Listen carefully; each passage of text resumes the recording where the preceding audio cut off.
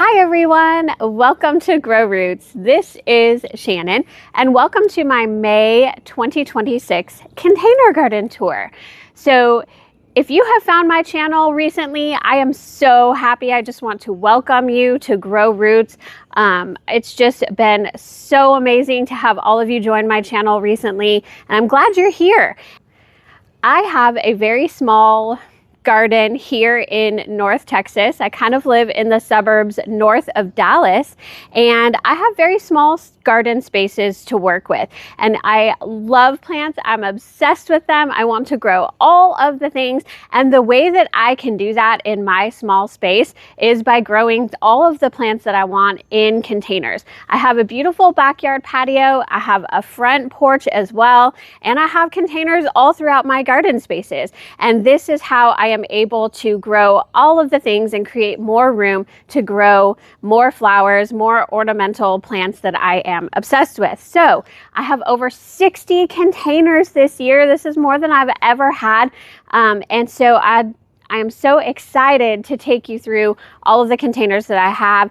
I won't be able to touch on every single one of them, but if you have any questions, please comment down below. And don't forget to subscribe to Grow Roots. I have so much more to show you in all of my garden spaces, and I do monthly garden tours of my front and backyard, container garden tours, winter sowing, all kinds of things, and I have content all throughout the year for you. So please subscribe to my channel. It would help me so much. Comment down below. Let me know what you think. And here we go. Starting here on my back porch, I have containers all over this beautiful backyard patio that we have, and I'm going to start with this one. This is my plumeria. This plumeria was gifted to me last year by a dear friend from church, and it just grew too big for her. She knew that I would take good care of it, and she gave it to me, and wow, what a treasure it is. It is already starting to bloom here in late May, and those blooms are just spectacular. I have a few more bloom stalks that are growing on this as well, and it's not on irrigation, believe it or not. Plumeria can actually take a little bit of drought. They do like water when you do give it to them, and I try to give it to it every day when we're really hot, but we've also had a lot of rain, and so they've been very happy. This is another plumeria right here. Here is my space that every gardener has of all of my extra containers that really just never made it in, but they kind of decorate this table really well. And as I find people who are wanting these plants, I'm giving them away. Or as honestly, to be quite honest, as plants are dying in other containers, I can fill them in with these as well. So anyway, this is just a mix of things that mostly these are winter sowing plants that just never got planted. I grow a lot of the things that you're seeing in these containers by winter sowing. I have a whole playlist of winter sowing. If you're interested in that, I can pop the link on the screen and in the description box. But here we go. Let's start with these containers. And oh, we cannot forget Miss Chloe. She is our backyard garden cat. She found us. She was a stray that I think was dumped here. Unfortunately, she was already spayed, which is a great thing, but she is the most lovable, wonderful cat. We give her food, we give her shelter during the winter time.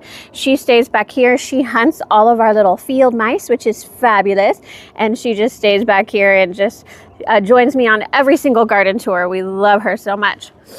Starting with this first container, I have a lot of things in here, and it's looking so beautiful. Mostly what you're seeing in here these are double Zahara Brilliant zinnias, and they are really beautiful. This is the mix. I bought these from parkseed.com, and I love these yellows, these oranges. It also came with pinks, but what I am finding with the pinks is that they are not double like they are supposed to be.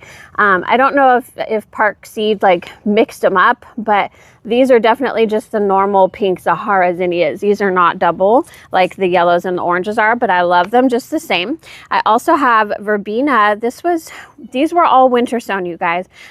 This is a verbena florist mix, I'm pretty sure, and these are turning out beautiful. And then in the center, I have Dallas Red Lantana, and it is starting to grow and take off. Lantana is a fabulous heat tolerant plant. Here in North Texas, we really have to focus on plants that are super heat tolerant, super drought tolerant, because we can go through that as well.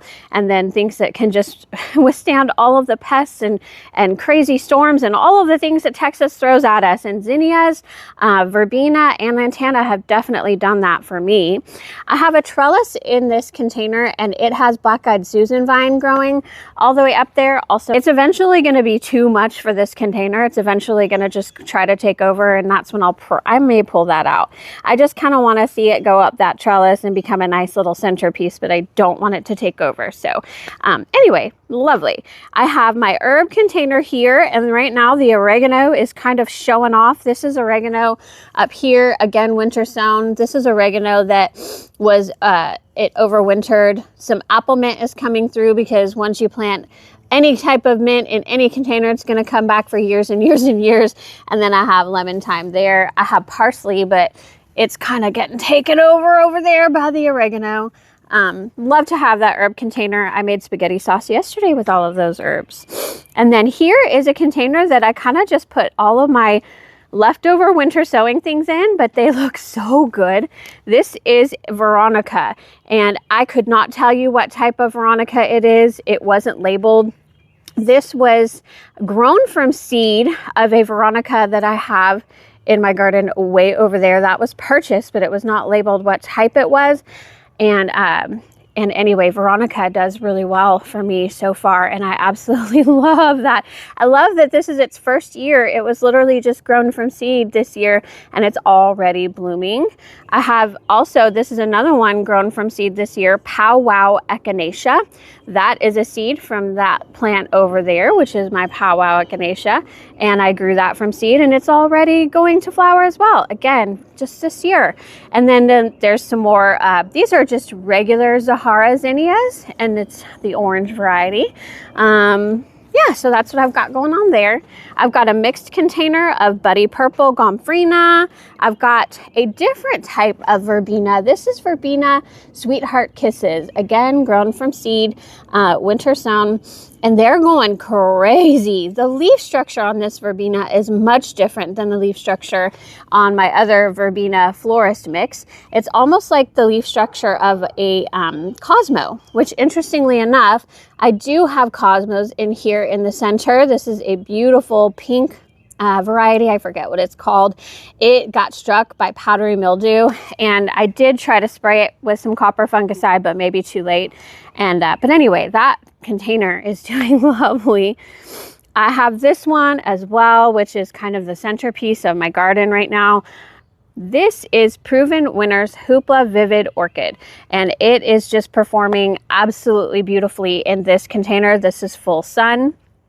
I have other supertunias, and this is the last one that is standing. I've had sudden petunia death of all of my other supertunias, and then this one is just really showing off. This is 2, and then I also have Superbena Cobalt right here.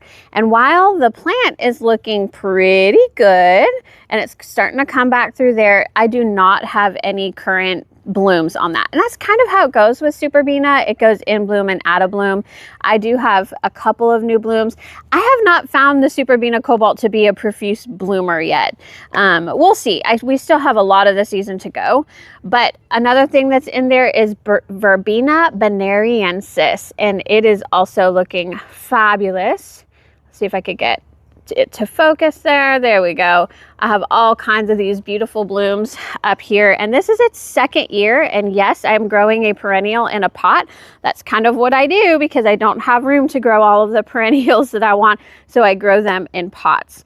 Here is a lovely, lovely container of just Gomphrena globosa. I absolutely love this plant. It is one of the most heat tolerant plants I grow. It's also super pest resistant. You can see like there's some things that are eating the verbena. There's some things that are eating the supertunia and the verbena venereensis. Almost all of my other plants are being plagued by pests and grasshoppers and katydids and beetles and all the things. And Gomphrena, it just isn't. Like, look at that. Those beautiful leaves. They're just not bothered by pests. I don't know. Pests don't like them for whatever reason, but they also are so heat tolerant. They're going to look like this all season long, and they're going to keep going. And I love the way they look in the wind. But Gomphrena globosa, a wonderful, wonderful plant for Texas. I have a strawberry planter with some balloon flower that's flowering there. That's so lovely with the supertunias and the Gomphrena in the background. That could be a container all its own. I have a container here that has liatris. A friend of mine, Stacy, gave me some liatris and I didn't really have room for it. So I put it in this container and it's absolutely gorgeous, starting to bloom. I didn't used to like liatris, but I've really loved it as the thriller of this container, and I've just really, really enjoyed it. I kind of just love those tall spikes now. And then it's got double hot cherry profusion zinnias. These are some of my favorite dwarf zinnias to grow. They are so beautiful. Nothing beats that color for me. It's like this hot pink. I have Sweet William on either side and more Zahara zinnias in the back there. This is one of the most interesting plants I am growing this year. This is a bat face kufia. So fun, you guys. It looks like a bat. Look at that. It's got a, red face, which looks just like a bat, and then, a purple face, just like a bat, and then red little ears coming up. But kufia is a huge hummingbird attractor. I have already seen hummingbirds on this plant, and it's doing so well right there. I can't wait to see it continue to grow this season and continue to attract more hummingbirds, but it really is one of the most interesting plants I am growing. What an odd looking plant, but it is absolutely striking and beautiful. And then this container is much the same as the one I showed you before with the Dallas Red Lantana, the double brilliant Zahara zinnias, and it's supposed to have verbena in there, but these verbena aren't currently blooming, and that's just kind of how verbena is. I have some succulents here. Not going to go over them too much. They're not, too much going on right now, but this is Mr. Goodbud sedum. This is ice plant. These are hens and chicks, and this is a Louisia. I grew this from seed from Baker Creek Heirloom Seeds. I am so not impressed by it. It does flower, and there's one that's starting. It's just only one out of the entire seed packet is really thriving. I had all kinds of them in here.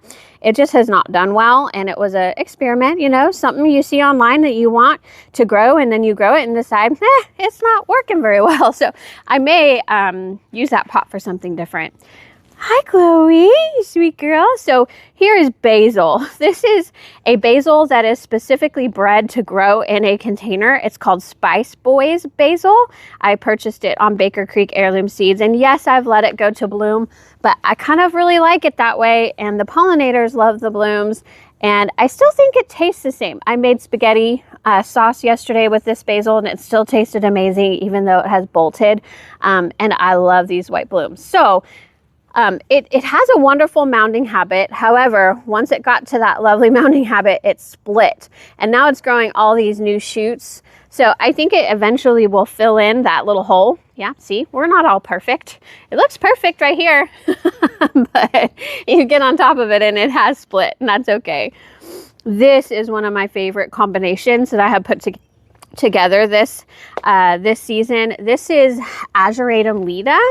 Any kind of azuratum, you guys, whatever color you like. It's really a great plant for here in Texas. They don't love full sun. I think this is borderline part sun, full sun right here. And anyway, they're doing great so far and starting to bloom. But I love the combination of these two colors together, that pink and blue or pink and purple mix. These are double Zahara salmon zinnias, and I'm loving them so much.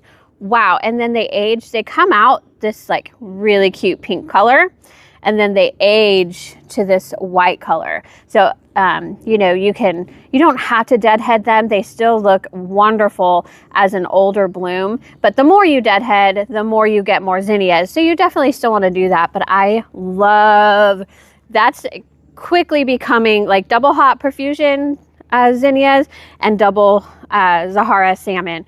Those are quickly becoming my top 2 zinnias that I grow. I love that container. Over here is something so fun. These are butterfly pea plants that are planted here, and I'm so happy I have a bloom to show you. Look at that vibrant purple. It's like neon, you guys. It's like, it's just the most beautiful little, kind of like a rose type of bloom. I don't know, it's hard to explain. It's so different, so eye-catching. And this is a vine, and I'm hoping that it will kind of take over this Ferris wheel that I have on display there. There's 2 planted on each side. And the super fun thing about that is you can let those blooms dry, collect them, which I have collected a handful of them already, and then you can use them for butterfly pea tea, which is supposed to be really healthy for you, but it also turns the tea blue, and then when you add something acidic like a lemonade, it turns it purple or pink, depending on what you put in there. But anyway, that's going to be so fun.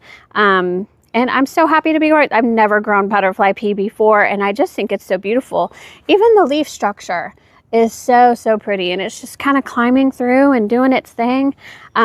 This is coming up on the end of its life there. This is micro tomato or micro tom, and I've collected lots of little cherry tomatoes. They are delicious, but it's coming up on its end, and I want to use that pot for something new. So I'm gonna let it, you know, I believe this is there's indeterminate and determinate tomatoes. It's the type of tomato that it gives you a huge harvest and then it's done, not like continually throughout the season. So once that's done, I'm taking that out.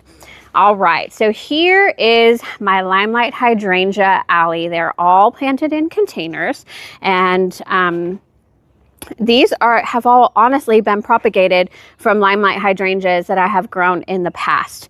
And there's 3 of them. And this one has creeping thyme underneath it. This one has creeping jenny underneath it. And then that one doesn't have anything. But they are doing fabulous. And as you can see, they are starting to form their buds. These are summer bloomers. So we're getting into almost summertime, and they're getting ready for sure. This is an area that they just seem to love. I have grown limelight hydrangeas in many different areas of my garden because I love them so very much.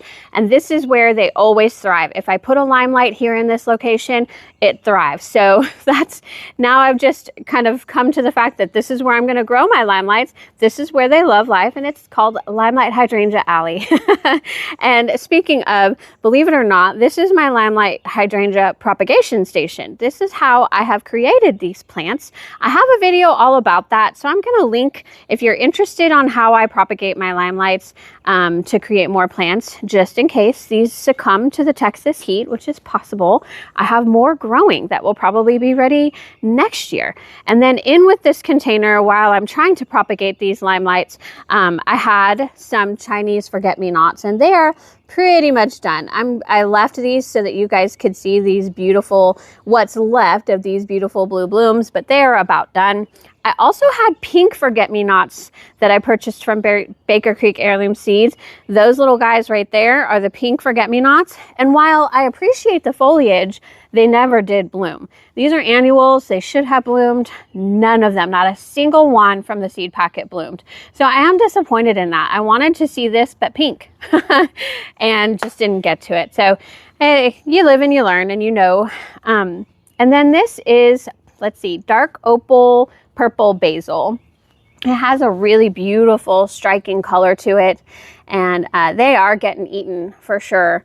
And look at those purple blooms. Isn't that lovely? They are really, really beautiful. But this plant is getting kind of eaten and tattered by the rain. Really comes off of our roof right here, so it's tattered a bit from the rain as well, but it's still looking lovely. I love that color. And then I have a jasmine that's in this container, but I wanted to call attention on my hanging containers over here. In this container and the one at the very end, instead, everybody here in Texas seems to buy ferns. They love ferns, and I love them too, but they buy Boston ferns or Kimberly ferns to go in hanging planters, and those do not overwinter for us. And I've often wondered, why haven't Texans started to grow our perennial ferns that do well in the ground here? Why don't we plant those in the containers so that we can continue to keep them and provide color year round? I don't know why. So I'm experimenting this year. This is an autumn fern. I have been super successful with autumn ferns in the past. I'm going to show you just a couple of them. In the ground, they do amazing. And for me, they have been evergreen the last 2 winters that I have grown them. And so why not try to grow these in the pots instead of the Boston ferns, the Kimberly ferns that are so expensive in these huge hanging baskets? These autumn ferns are doing fabulous so far. I will slightly protect them in the winter time. I'll probably bring them down and put them, in an area in the garden where they'll be a little more protected, but I think they'll overwinter just fine, and then they'll get bigger and bigger and more beautiful. So I love them. They're beautiful. And then this center one is a yellow begonia that is just doing so well. So well, in fact, that 2 Carolina wrens have decided to make a nest. So there we go. I'm surprised they're not yelling at me right now, honestly. I don't know. They may have abandoned the nest, to be honest. We have Chloe, our little hunter, there she is. And she honestly has been like climbing this pole trying to get at these 2 wrens who are building the nest. So maybe I haven't seen them in that nest the last couple days. They may have decided to abandon it, which was a smart decision for them because they may not live through that. I do have a container down here. My Fairy Trail Fresco, I believe it's Fairy Trail Fresco climbing hydrangea. I bought this as a teeny tiny little quart from Proven Winners Direct last year, and I've kind of had to baby it.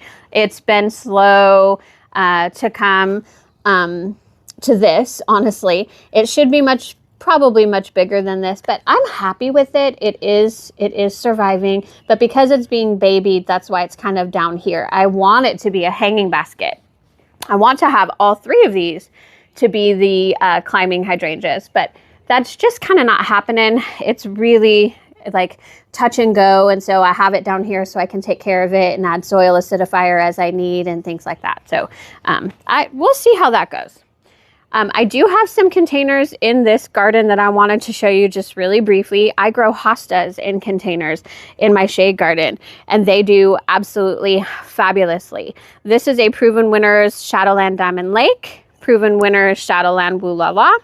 This is not Proven Winners. This is Blue Label Elabroic Hosta, and this one is a Blue Label Blue Elegans hosta. So they are looking lovely, but I like to put containers all throughout my gardens as well, which brings me to that container that I missed. Believe it or not, there is a container in this garden, and it has a standard limelight hydrangea, or a limelight hydrangea that has been formed into a tree. This is only the 3rd year, so I have it staked. I have a tomato cage around it that I probably will have to cut off, to be honest, after this year. And it's growing and doing the things. It's not doing as well as my other limelights. And again, this is the most full sun spot that I have, and I've killed 2 or 3 other limelight hydrangeas in that spot. I just really want this spot to have a limelight hydrangea in it. I think it's a beautiful cottage garden kind of feel, and just to have those tall limelight spikes, I would just love to see that, but it just might not be what they like, and this is my last time trying. If this guy dies this season, it's going to be okay, and I'm just going to grow them where I know they'll grow, and it'll be done. But planted in the pot is a bunch of different types of annual phlox grown from seed. This is Sugar Stars phlox, and then these are just, I think, Phlox Dwarf Beauty, these light pink ones and these dark pink ones. And then those together with the Sugar Star phlox are just absolutely striking. They have done so incredibly well. I have a Proven Winners Super Bina Sparkling Rosé. Again, not currently in flower, kind of having the same issue with that. And then all kinds of things are eating it. I mean, the pests in my garden right now, they are just having feasts. I'm telling you, the grasshoppers, the katydids, all, you know, the, what are they called? The sapsuckers. Anyway, sharpshooters. I have them all over the place. So it just is what it is. I also have Blew My Mind Evolvulus right here. I have one here and one on the other side that's swallowed by this yarrow. But yeah, that container is just looking amazing. You can't even tell there's a container there, but hang tight. I think we're done for the backyard, but I have beautiful containers in my front yard that I cannot wait to show you. So here we go. Well, this just got interesting. A spider has now formed a web. Do you see that? And do you see what's caught? A crane fly. Wow. Okay, so I didn't even realize that spider web was there, that poor little crane fly. But I did want to show you my 3-tier planter right near my door that just is such a wonderful welcome to everybody coming to our home. But the top of that it's just so striking. This is a canary wing begonia, and I grew this actually last year, and it overwintered. I did bring it in during our ice storm for 5 whole days. It was only inside my house for 5 days during the extreme cold. We got down to 10 degrees Fahrenheit, and then it went back out. It's withstood multiple freezes, done really well. This begonia is supposed to be zone 9 through 11, I think, and we are zone 8A, but it has really withstood so much and is huge. And then down below, I have some other things. This is probably not the ideal location for this. This is a Gerbera daisy. I do get morning sun, but it all gets morning sun, but I'm not sure that's quite enough for that. And the canary wing begonia is kind of taking over its light as well. I have foxtail fern, a kalanchoe. I have, this is a leatherleaf fern, which is so beautiful, a heuchera. This is a carex here. And then I'm trying not to get too close because I don't want to get entangled in that spider web, that poor thing.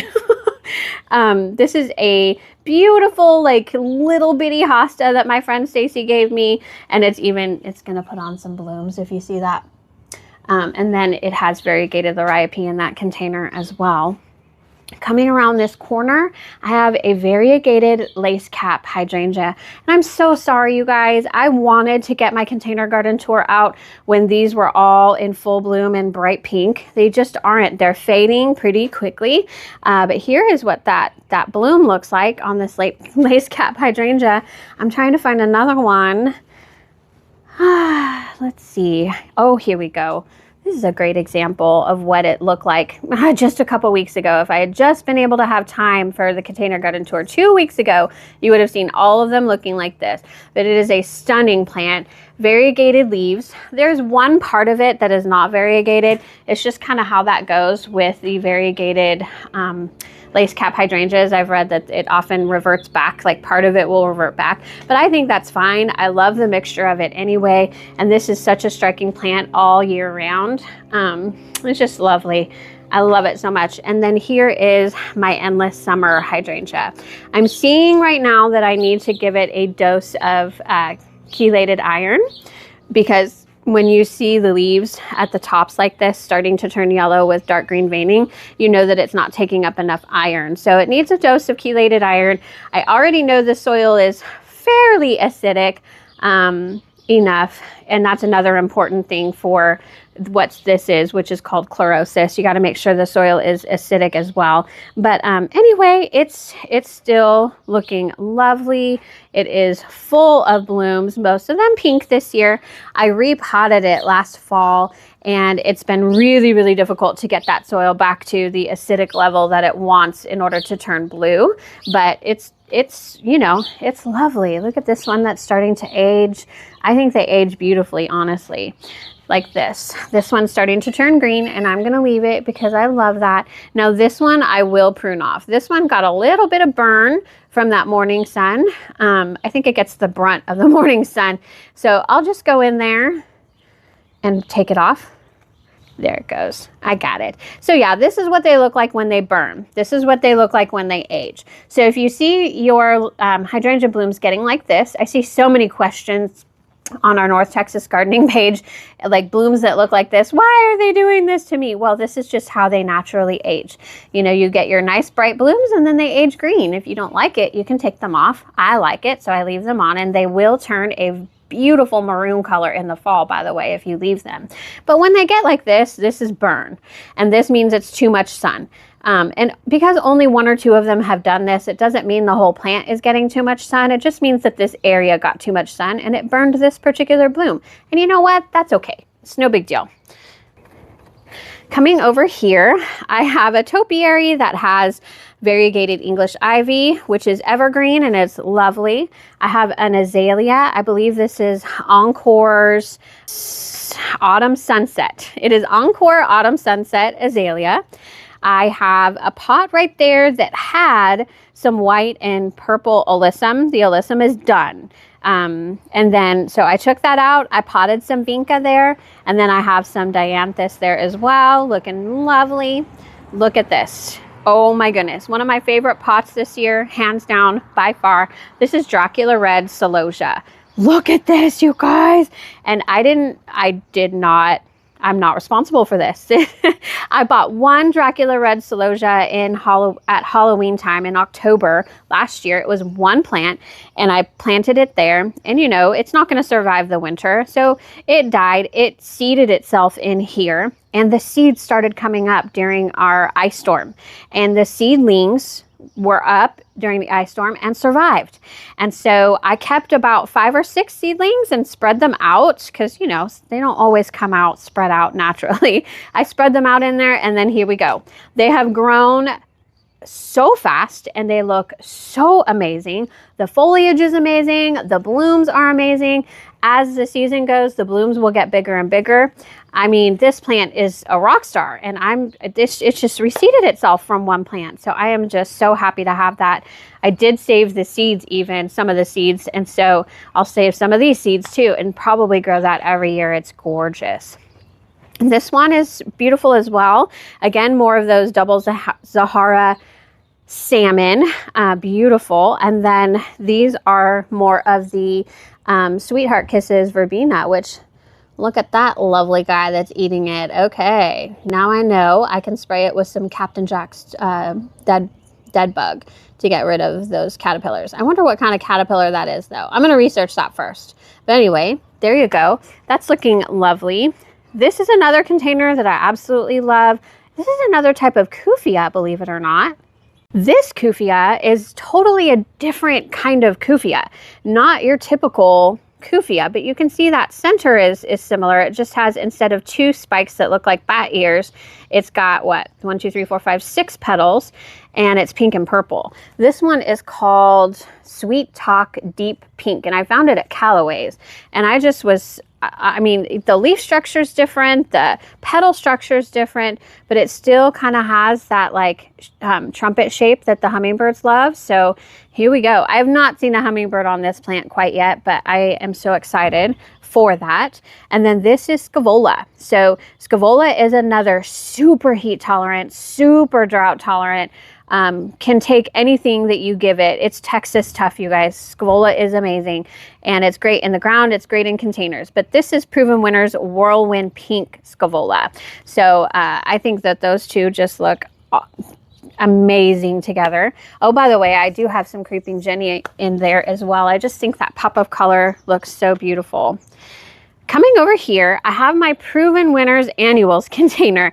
I've dedicated this container to growing Proven Winners Annuals, and believe it or not, we started off this season with 5 different plants in here, and we have 3 left. So let me show you what we have left. We have the Laguna Sky Blue Lobelia, which has been a rock star. It has taken over this. You know, I've grown this plant before and it petered out this time of year last year. This one though is like a beast. This is one plant. This is a beast of a plant, and I've I chopped it last week in half because it was about up to here and it was taking over, getting a little bit leggy for me. So I chopped it in half last week, just a week ago, and here we are with this reflush of blooms. It's unbelievable. Coming back here, I hope that this reblooms for me. I just don't know if it will. This is the Sunsatia Blood Orange Nemesia. And I really want those blooms to come back. They're so beautiful in this like red, orange, yellow. But it bloomed that first time and then it did not bloom for me again. The plant is still alive, especially since I cut back the lobelia. I'm hoping it will rebloom now that it's not like covered with lobelia. But I feel like it has buds and it's had them for a while and it just will not bloom again. And then here is the Waikiki, let's see, what is this? Waikiki Sunset Lizomachia. So Lizomachia is the same family that Creeping Jenny is in. And so it's not exactly Creeping Jenny, but it is so beautiful. It's actually hardy in zones, I think 7 through 10. So this should overwinter for me, even in the container, which I contemplated taking this out of the container and putting it in the ground. But I just really love that blue with the striking variegated foliage. And it has yellow flowers, but I don't think I have any yellow flowers on it right now. Nope. Nope, but look at that new growth. That's so fun. I love plants like this where like the new growth is a different color than the old growth and the variegation of the leaves and stuff. Oh, it's beautiful. I do love that container and I'm gonna keep it as long as that lobelia keeps going. I don't know that it will withstand Texas summer, but we'll find out. It's really, really beautiful. I have another container right here. And it has Carolina Sapphire Cypress. I need to go and trim it. It is prune it. It is pruned to be a 3-bulb topiary, but it has been a while since late winter that I pruned it. And I can see, ooh, I need to get in there and do that. It is striking. It is evergreen. It is aromatic, like a really nice scent. And it's again, another super Texas tough plant that can take moist conditions, drought conditions, hot conditions. It's native to Arizona and it's wonderful. And then I've underplanted it with this, it's called Creeping Zinnia. It is not a zinnia at all. I believe the scientific name is Sanvitalia procumbens, but what a fun little flower. And it is all over the place, draping down and trailing in that container. Just absolutely lovely. I grew that from seed. And I got those seeds from outsidepride.com. And then I allowed just normal spiderwort to grow in here. This is kind of technically a native weed, but I love the blue flowers. And since it's contained in this little square garden, I allow it to be there. And I just love the way the Creeping Zinnia looks with that spiderwort blue. It's so, so beautiful. Really, really quickly, I forgot one, and then I'm going to bring you to the most beautiful containers I've ever grown. So hang with me, but the last one on my porch that I missed is a polka dot begonia, and then Tradescantia zebrina, and then variegated English ivy. And this is a plant stand that is inside of a container so that it can be like a, oh my gosh, two-toned? No, I'm forgetting the word that I'm looking for here, but it just adds height and dimension to that pot. And I can grow a couple of things up there and a couple of things down there, and they look spectacular. I have some lantana here that I just never, I've up potted them in some nursery pots, but they're loving life right there, and I just can't figure out where to put them. Like I said, in the backyard, there's a couple of containers I'm probably going to empty soon, so they probably will get popped in those containers and put in the backyard. But those are lovely lantana. Lantana do so well for us. But here we go. I'm so glad, if you're watching, you have stuck with me thus far, because this is my favorite plant combination that I've ever planted in containers, and I'm in love with how they look. These are so beautiful. These are Sunfinity double yellow sunflowers. I found these at Green Acres. They are incredibly striking. This is a re-blooming sunflower that will bloom all season long. And it does. You have to deadhead it, I will say that. But this is a refresh of blooms, and it's just incredibly spectacular. And you know, more and more are coming. You can just see new buds coming along the stems all the time. And it's such a beautiful thriller for this front container. And this gets full sun from sun up to sundown. These containers get full sun. And so they have to be heat tolerant and all of the things. Now, I will say about this, the Sunfinity does enjoy more water than normal. And so it may not have been the greatest companion with the Scaevola, because I think Scaevola is super drought tolerant. However, they are doing fabulous so far. The Scaevola is handling the extra water that I'm giving the Sunfinity, and everybody is happy so far. So this is double hot cherry profusion zinnias, and this is, I think this is Fanatics dark blue Scaevola. So lovely, lovely Scaevola. There's 4 of them in each of these containers, and they are just looking spectacular. It's the spiller and kind of the filler in this container, and it's just, wow, look at that. So remarkable. And I've got Zahara zinnias and then more double hot profusion zinnias over there. It looks like I need to go deadhead some of these guys actually to get some more blooms, but that's okay. And then this container is just the same, doing just as spectacular. I think I lost a double hot cherry or a Zahara zinnia there, but that's okay. I can't believe how these Sunfinity sunflowers are doing.